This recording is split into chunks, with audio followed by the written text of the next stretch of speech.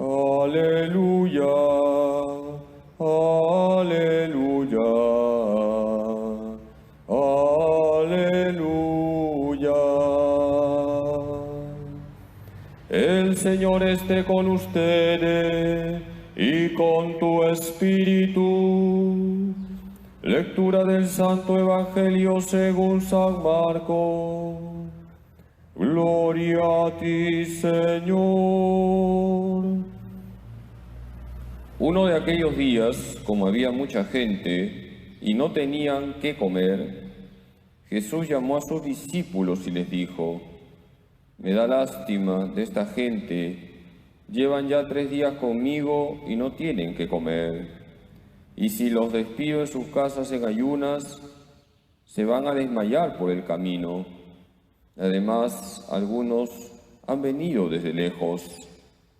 Le replicaron sus discípulos: ¿y de dónde se puede sacar pan aquí en despoblado para que se queden satisfechos?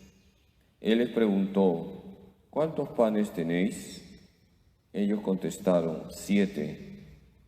Mandó que la gente se sentara en el suelo, tomó los 7 panes, pronunció la acción de gracias, los partió y los fue dando a sus discípulos para que los sirvieran. Ellos los sirvieron a la gente. Tenían también unos cuantos peces. Jesús los bendijo y mandó que los sirvieran también. La gente comió hasta quedar satisfecha y de los trozos que sobraron llenaron 7 canastas. Eran unos 4.000. Jesús los despidió, luego se embarcó con sus discípulos y se fue a la región de Dalmanuta. Palabra del Señor. Gloria a ti, Señor Jesús. Queridos hermanos, hoy la primera lectura, que es un pasaje del Génesis, nos muestra las consecuencias desastrosas del pecado. Vamos a analizar brevemente este pasaje del Génesis. El pecado trae 4 rupturas. Cuando Adán y Eva desobedecen a Dios, rompen con Dios. Es la primera ruptura y la peor de todas. Por eso dice la primera lectura que cuando Adán siente la presencia de Dios, se esconde. El hombre rompe con Dios cuando comete un pecado. Dios le dice a Adán: ¿por qué te has escondido? Adán contesta: porque estaba desnudo. Aquí tenemos la segunda ruptura. El hombre rompe consigo mismo. Se han desatado las pasiones. Con esa imagen de la desnudez se nos está diciendo que en Adán hay un desorden interior. Todo pecado nos hace daño, un daño interior. Rompemos con nosotros mismos.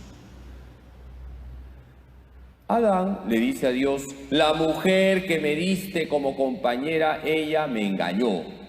Aquí tenemos la ruptura con el prójimo. Adán y Eva comienzan a pelearse. Es la primera pelea matrimonial. El pecado no solamente hace que rompa con Dios, conmigo mismo, también rompo con el prójimo, hago daño al prójimo. Todo pecado trae consigo consecuencias sociales. Y la cuarta ruptura viene a ser que el hombre rompe con la creación. Por eso Dios le dice a Adán: maldita la tierra por tu causa. El pecado, queridos hermanos, es causa y raíz de todos los males. Rompemos con Dios, rompemos con nosotros mismos, rompemos con el prójimo, rompemos con la creación. El pecado hace daño. ¿Y cuánto pecado hay en el mundo? Y el pecado, desgraciadamente, marca cada etapa de la historia del hombre. En este tiempo de pandemia, ¿cuántas personas se han aprovechado de este momento de dolor, de sufrimiento, para ofender más a Dios, para difundir leyes contra la vida o para hacer negociados con la salud del pueblo? Hay autoridades que se han aprovechado de esta pandemia para enriquecerse, para lucrar con la salud del pueblo. Fíjense la gravedad del pecado. Pero frente al pecado, que es grave, está la gracia. Dice Romanos 5:20, donde abundó el pecado, sobreabundó la gracia. Y eso nos conecta con el Evangelio de hoy. Jesús, nuestro Señor, sabe lo que nos pasa. Jesús se da cuenta que la gente tiene hambre y Jesús no los despide. Jesús hace un milagro para que la gente coma. Y un milagro que parte de 7 panes y unos cuantos peces.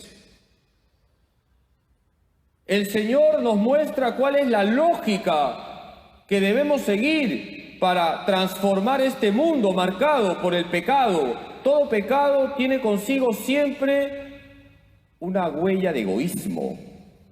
Frente a la lógica del pecado, que es la lógica del egoísmo, está la lógica que trae Jesús, la lógica del Evangelio, la lógica de la caridad. Nuestro Señor Jesucristo nos ha marcado la pauta. Hay que transformar el ambiente. Si vemos necesidades, no podemos permanecer pasivos. Hoy también Jesús nos pide que colaboremos con Él, cada uno de acuerdo a nuestras necesidades. Y así como ese milagro que hoy hemos escuchado en el Evangelio, alguien dio 7 panes y alguien dio algunos peces, hoy también el Señor quiere nuestra colaboración, quiere nuestra vida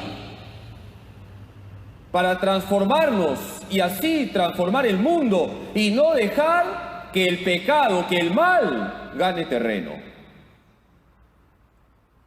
Queridos hermanos, el Señor cuenta con nosotros para que este mar de inmundicia no avance. El Señor sigue haciendo milagros, que eso nunca lo pongamos en tela de juicio. Hoy Jesús sigue haciendo milagros. Los milagros que relatan los evangelios no son acontecimientos del pasado, no son mitos, no son cuentos. Fueron realidades. Y hoy también Jesús quiere hacer milagros. Y el mayor milagro es que cambiemos este mundo marcado por el pecado, colaborando con la gracia de Jesús, esforzándonos por ser santos. Vamos a pedirle hoy a María Santísima, nuestra Madre, que nos ayude para que nos dejemos transformar por Jesús, que le demos a Jesús todo lo que tenemos, esos panes y esos peces, en definitiva nuestra vida. Él nos transformará y por eso ahí donde estemos, reflejando a Cristo, iremos cambiando este mundo marcado por el pecado. Que así sea. Hemos escuchado en la primera lectura lo que nos dice el capítulo 3 del Génesis. El pecado trae 4 rupturas.